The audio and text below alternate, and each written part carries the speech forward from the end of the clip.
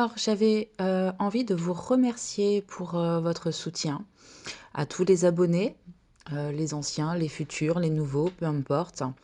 Merci pour vos likes, vos partages, vos commentaires. Ça nourrit la chaîne, ça me soutient, ça fait du bien. Alors merci à tous. Et puis, pour celles et ceux qui auraient envie d'une séance personnalisée, d'une guidance ou d'un accompagnement, notamment dans le cadre du parcours des flammes jumelles, eh bien, je t'invite à prendre contact par mail avec moi pour qu'on puisse échanger. À tout vite. Hello! Alors là, j'ai envie de partager avec vous certains éléments de compréhension que j'ai fait, que j'ai eu par rapport à ceux qu'on appelle les runners. Et le titre de ma vidéo, ça va être « Ou pourquoi les appeler les runners, ceux qui fuient, c'est une grotesque et honteuse anomalie. » C'est un non-sens. Et je crois que tant que tu verras ton être comme ça, tu seras juste en train de le faire fuir en fait. Alors, on repart sur le tableau. Alors, au niveau des témoignages et des retours que j'ai pu avoir dernièrement, j'ai pu remarquer une chose qui, à mon sens, est importante, dont moi personnellement, j'en ai jamais entendu parler avant. Et je crois que c'est un élément clé qui nous manque aujourd'hui dans la compréhension du parcours et des rôles des runners et des chasers. Alors évidemment, quand je prononce runner, tu imagines qu'il y a tout plein de guillemets à côté. Pour chaser, c'est la même chose. Donc, là, il y a toi. Là, il y a lui ou elle. Ok? Là, c'est la rencontre. Rencontre, connexion, tout ça. On va faire simple. Vos chemins de vie, qui en général, voilà, sont plutôt des labyrinthes, chacun aux extrêmes opposés. Mais on va faire simple. Là, il y a vos chemins de vie, jusqu'à la rencontre. Hop, la séparation, le parcours. Donc ça, j'en parle dans la vidéo d'hier qui s'appelle, je sais plus, je regarderai, je verrai ça au montage pour vous rajouter l'information. Ici, chez lui ou elle, ici, aux alentours de la vingtaine, il y a un événement.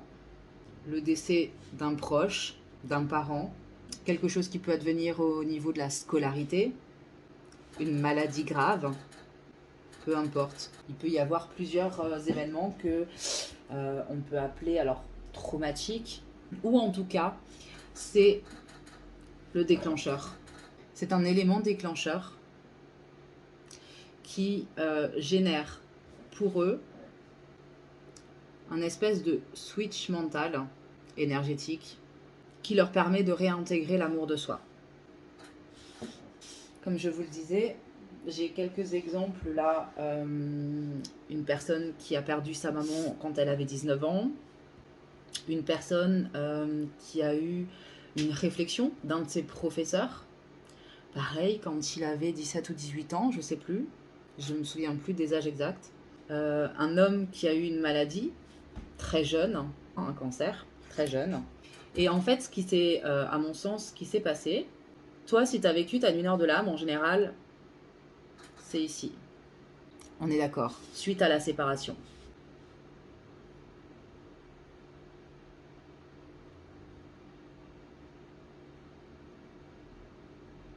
Et je crois profondément que cet événement ici est en résonance avec cet événement ici. Parce que c'est à partir de ce point-là que tu vas vivre ton éveil, ou, pour rappel, la clé, la plus grande clé, c'est l'amour de soi. C'est l'amour de soi. Et parce que, ici, là, l'élément déclencheur, ça a été une personne tierce, c'était pas toi, eh bien, ici, c'est aussi une personne tierce.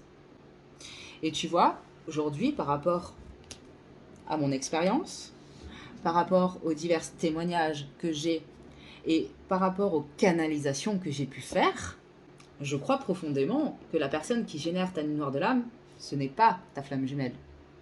C'est le mage noir, la deuxième histoire. Et là, si jamais, je te renvoie à ma vidéo.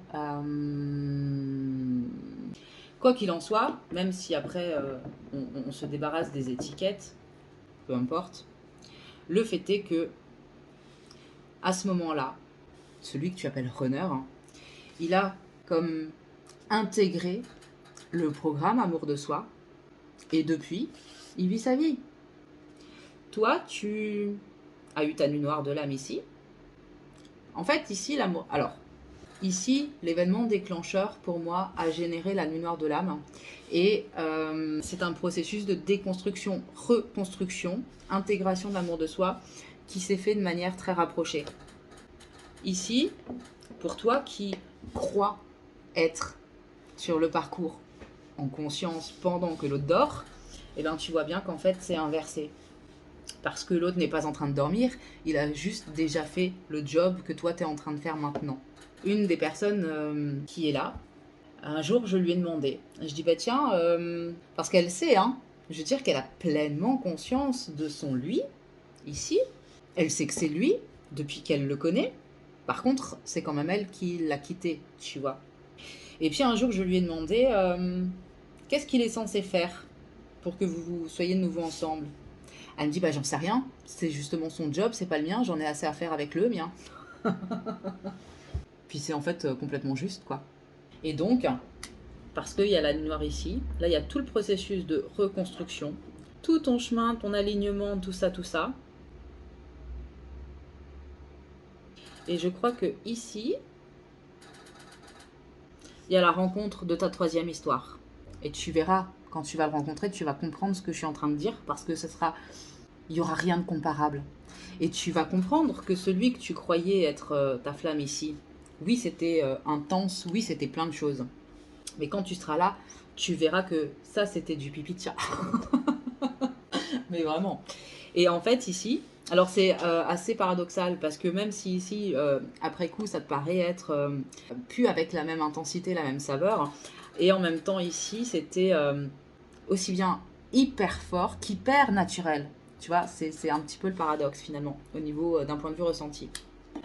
Et donc, c'est ici, ici, tu refais ce que tu as fait là, mais cette fois en profondeur, pour de vrai. Parce que là, finalement, à un moment donné, je crois qu'on est beaucoup à rester en surface des choses.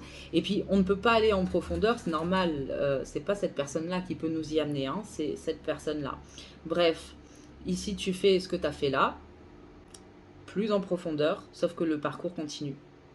Et le parcours, comme ça, et hop.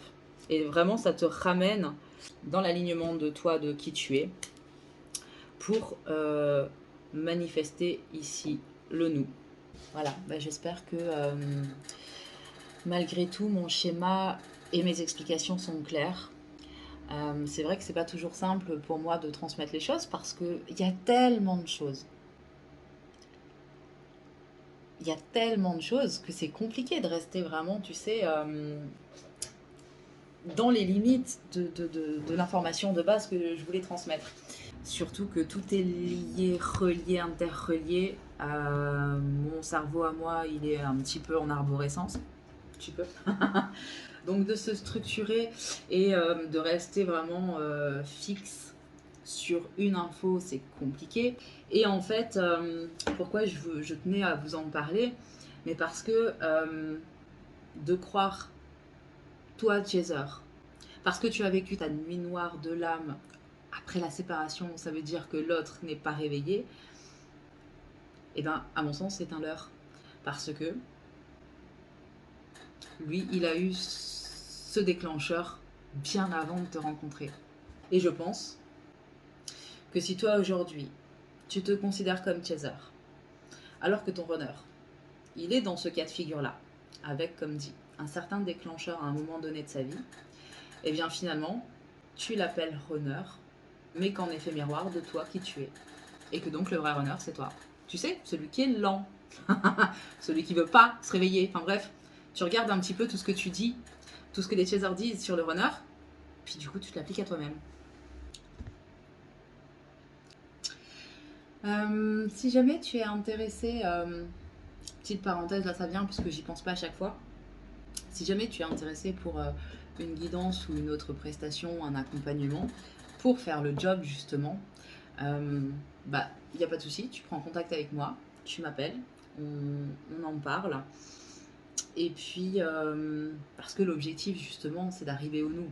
Voilà. Et que bah, bien souvent c'est compliqué de prendre conscience de soi-même si on n'a personne pour venir nous dire «Eh, t'as pas regardé là dans le coin, et puis là t'as pas fait tes plaintes». Voilà, et c'est normal, et on y passe tous si jamais ça peut te rassurer. On a tous ce taf-là à faire. Par contre, en fonction depuis combien de temps tu es sur ton chemin, bah, à un moment donné, tu as le droit d'en avoir marre. À ce moment-là, c'est à toi de te prendre en main, de taper du poing sur la table et de dire bah, maintenant je fais ce qu'il faut. Je me choisis, je me responsabilise, je fais ce qu'il faut. Et puis, même si tu avais déjà été accompagné avant, bah, peut-être que la personne n'était pas forcément en mesure de t'accompagner plus loin que ce qu'elle-même, elle avait conscientisé. Tu vois, c'est normal, ça aussi c'est évolutif.